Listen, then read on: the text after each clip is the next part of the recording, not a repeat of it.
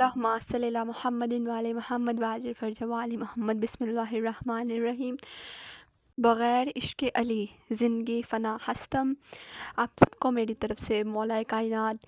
ابو تراب مولود کعبہ حیدر کرار حیدر جرار حق سچ ہدایت کا راستہ امام الحق خلافت اعلی سیف الذوالفقار حق کی راہ ولیوں کے سردار وصیوں کے سردار اور رسول کے وارث اور وارث الانبیاء، اور اسی طرح اب ہمارے ہیں امیر المومنین امام علی ابن ابی طالب اللہم صلی علی محمد وعلی محمد وعجل فرج وعلی محمد، اور میرے آقا شہنشاہ کا ظہور آپ سب کو میری طرف سے بہت بہت مبارک ہو دل کی گہرائیوں کے ساتھ۔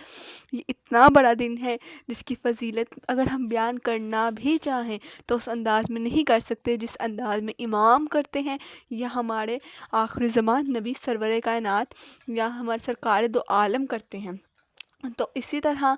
آپ سب کو میری طرف سے بہت بہت مبارکیں پھر ایک دفعہ پھر سے، اور جو مولا علی کے ماننے والے ہیں ان سب کو تو بہت مبارکیں، جو ولایت علی کو تسلیم کرتے ہیں، پاک سیدہ کے حق کو مانتے ہیں، اور کربلا کی سچائی اور حقانیت اسلام کی خاطر جو قربانی دی گئی تھی اس کو مانتے ہیں۔ تو سب سے پہلے ان کو بہت مبارکیں۔ بہرحال آج کا موضوع جو آپ کو پتہ ہی ہوگا کہ مولا علی علیہ السلام کے حوالے سے ہے، تو سب سے پہلے ہم ان کی اہمیت کچھ بیان کریں گے جو کہ حقیر لفظوں میں ہوگی۔ مولود کعبہ مولا علی علیہ السلام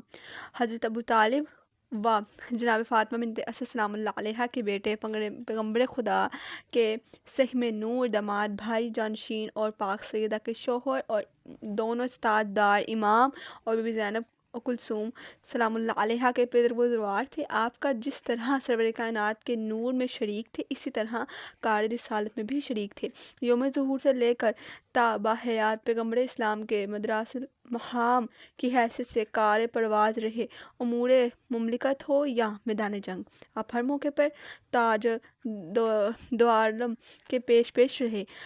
عہد رسالت کے صحیح فتوحات کا صحرا آپ ہی کے سر رہا ہے۔ اسلام کی پہلی منزل دعوت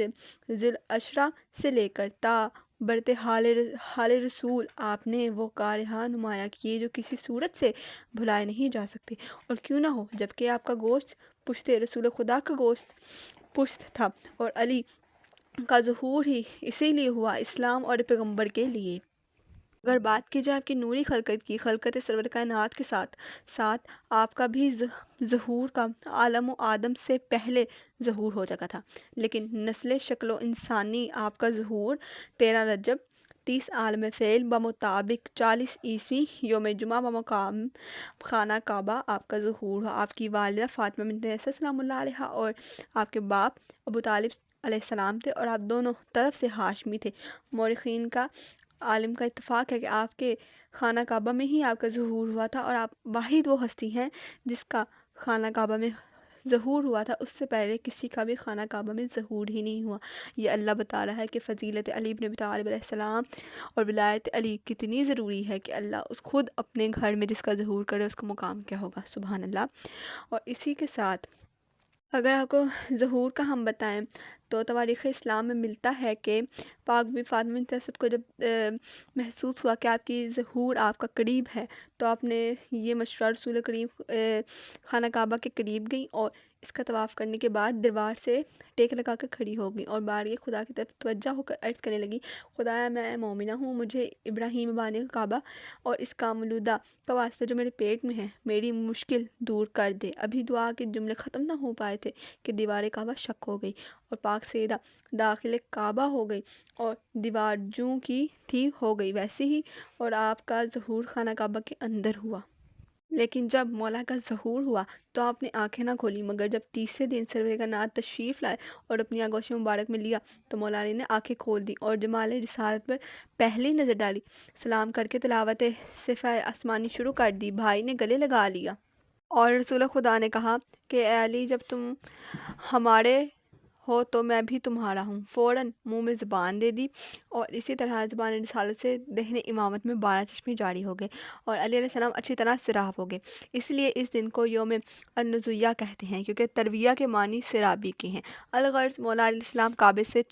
چوتھا جب دن تھا تب آپ باہر آئے تھے، اور اس کے در پر علی علیہ السلام کے نام کا بورڈ نصب کیا گیا تھا جو حشام ابن عبد المالک کے زمانے تک لگا رہا تھا۔ آپ پاک و پاکیزہ، طاہر و طیب تھے، آپ نے کبھی بت پرستی نہیں کی اور آپ کی پیشانی کبھی بت کے سامنے جھکی نہیں، اسی لیے آپ کے نام کے ساتھ کرم اللہ وجہ اللہ کہا جاتا ہے۔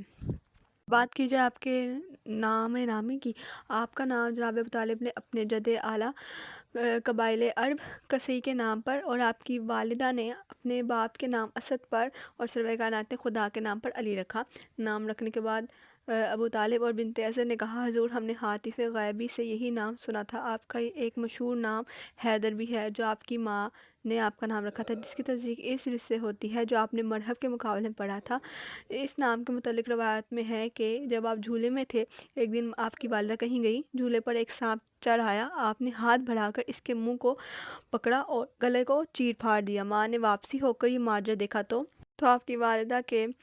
منہ سے بے ساختہ نکلا کہ یہ میرا بچہ حیدر ہے۔ کنیت اور القاب کی بات کی جائے، آپ کی کنیت اور القاب بے شمار ہیں، جن میں کنیت جو سب سے پہلے ہے وہ ہے ابو الحسن، ابو تراب، اور القاب میں امیر المومنین، المرتضیٰ، اسد اللہ، ید اللہ، نفس اللہ، حیدر کرار، نفس رسول اور ساقی کوثر زیادہ مشہور ہیں۔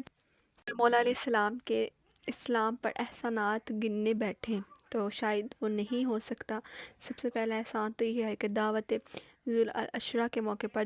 جس جگہ رسول خدا کو تقریر کرنے کا موقع نہیں مل رہا تھا، آپ نے ایسی جرأت و ہمت کا مظاہرہ کیا کہ پیغمبر اسلام کامیاب ہو گئے اور آپ نے اسلام کا ڈنکا بجا دیا۔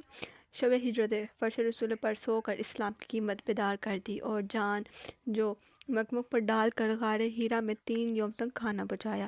جنگ بدر میں جبکہ مسلمان صرف 313 کفار بے شمار تھے، آپ نے کمال جرأت و ہمت سے کامیابی حاصل کی۔ جنگ احد میں جب آپ کے مسلمان سرور عالم کو میدان میں چھوڑ کر بھاگ گئے تھے، اس وقت آپ ہی نے رسول کریم کی جان بچائی اور اسلام کی عزت محفوظ کر لی۔ کفار جن کے دلوں میں انتقام کی آگ بھڑک رہی تھی، عمر بن عبد جیسے بہادر کو لے کر میدان میں آ پہنچے اور اسلام کو چیلنج کر دیا۔ پیغمبر اسلام پریشان تھے اور مسلمانوں کو بار بار ابھار رہے تھے، مقابلے کے لیے نکلے، لیکن علی علیہ السلام کے سوا کسی نے ہمت نہ کی۔ بالآخر رسول اللہ کو کہنا پڑ گیا کہ آج علی کی یہ